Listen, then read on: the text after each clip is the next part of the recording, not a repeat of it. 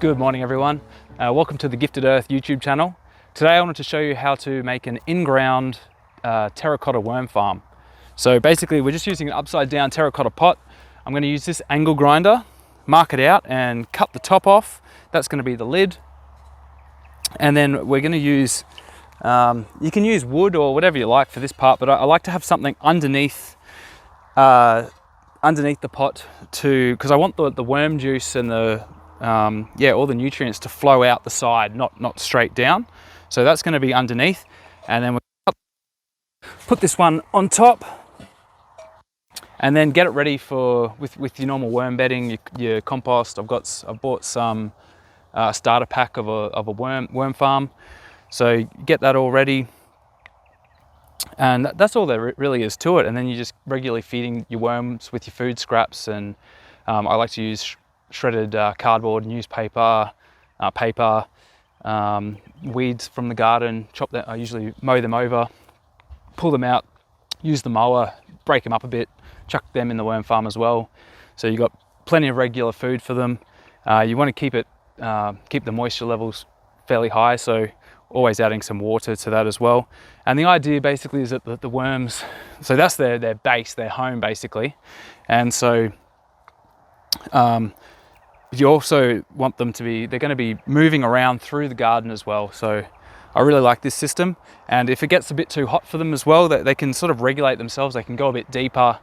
It's good on the hot days. They're not going to want to be in here too much. So they're going to want to explore. Once it cools down a bit, they come back in, feast up. So yeah, that's the basic idea. So I'll go through the process with you. I'll show you how to cut it. So I can't find my square at the moment, so that's what I use for something like this, but I'm just using some pliers to mark this out. So you can just use this as your guide, going around the top here.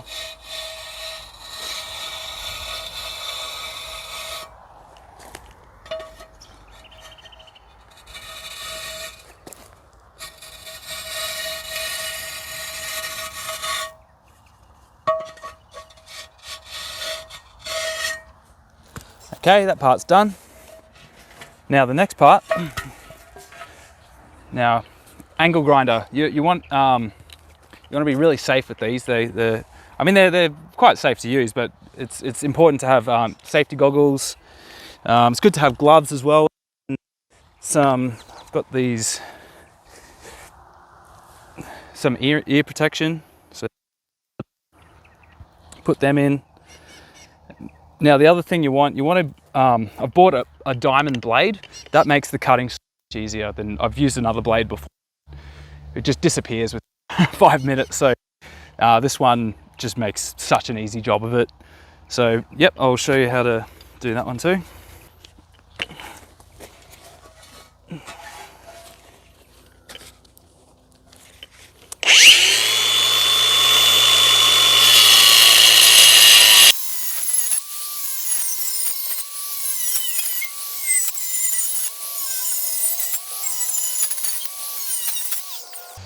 So that's really all there is to it. You've now got your lid. I'm still experimenting with this one, but I actually don't bother covering the hole up or anything. I like it when it rains, the water can get in, some other insects and that can get in. I just like to make sure I've got something like cardboard or some of this hessian as your kind of lid that holds moisture and sort of keeps any pests from getting right in, unless they come through the hole, but it seems to be pretty safe for that. So then you choose where you want to do it. I've put it directly in the middle of this garden bed here. So like I said, I've just bought the base of a terracotta pot, putting that upside down, just so the worm, all the moisture and the juice goes out the sides rather than straight down. So this is where I want to put it. So I'm just putting this one over the top, like so. And that's literally all it is. You're ready to go. You could dig a bit of a hole underneath as well. There's plenty of ways you could do it. Like if you want to make more room, and it's probably good to put some soil around the side of it. So yeah, so I've got some things to get this one started.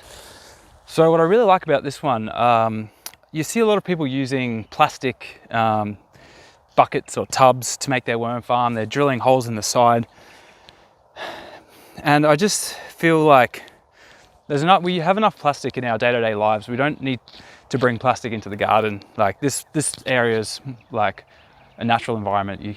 There's things we can use, like obviously clay, terracotta. There's other, for like my trellising and that, I use metal or wood, or also for some shade, instead of plastic shade cloth, I'm just using, what is it? It's like a bamboo type. It's not bamboo, but it's Java screening, I think they call it, from Bunnings. I'm just trying to use other things than plastic, because things that are either going to break down and add to it, or things that will last a long time, but they don't have toxic chemicals, and yeah, just minimal plastic involved in the garden as possible. The only area I feel at the moment I'm using plastic is for the irrigation. I'm using it's mostly rubber, but it's got a bit of recycled plastic as well, so it's like a weeping hose. So I find there's some parts that you might like. I'm hoping there's going to be some other good options coming in the future, but for some things like that, I think plastic you kind of need. But for everything else, there's always going to be some other options. So try and get a bit more creative than using plastic in the garden where you can. So I've just been soaking that in water. So I'm just gonna, so this is just a worm bedding, so I'm just gonna put some of this in here.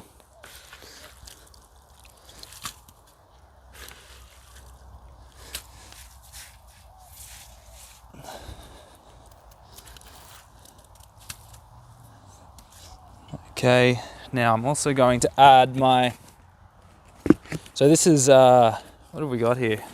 1,000 worms, I think. So that's probably a bit overkill, I think. I'm not too sure, but I'm going to split this one up into maybe, I've got 4 different worm farms that I'm going to start. So the combination between this lot and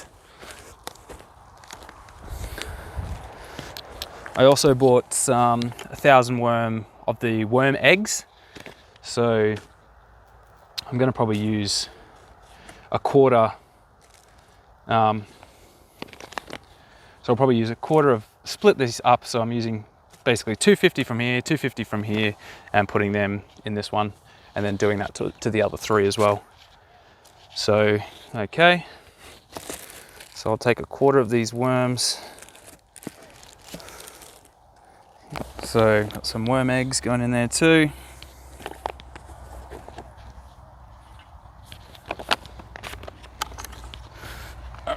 So I'm also going to add just some food scraps. So this is some shredded paper, shredded cardboard. This has been sitting in this bucket for a while. So just banana peels and just my general day-to-day food compost. So I'm just going to add a little bit of that, not heaps to it. They get a bit settled first, so you don't have to add heaps of food. They're going to be feeding on the peat moss that I've put in before. So I'll put a little bit more of that on top.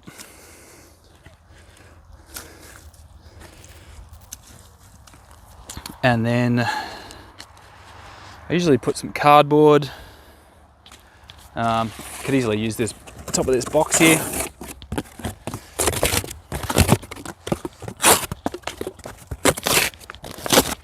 So I'll put some cardboard in like that. And also some of this, I think it's jute or hessian, something like that, and just place that on top and lid on, and I'll probably give it a little bit more of a soaking as well with the hose, and just let it sit, do its thing, and we're ready to go. Cheers guys.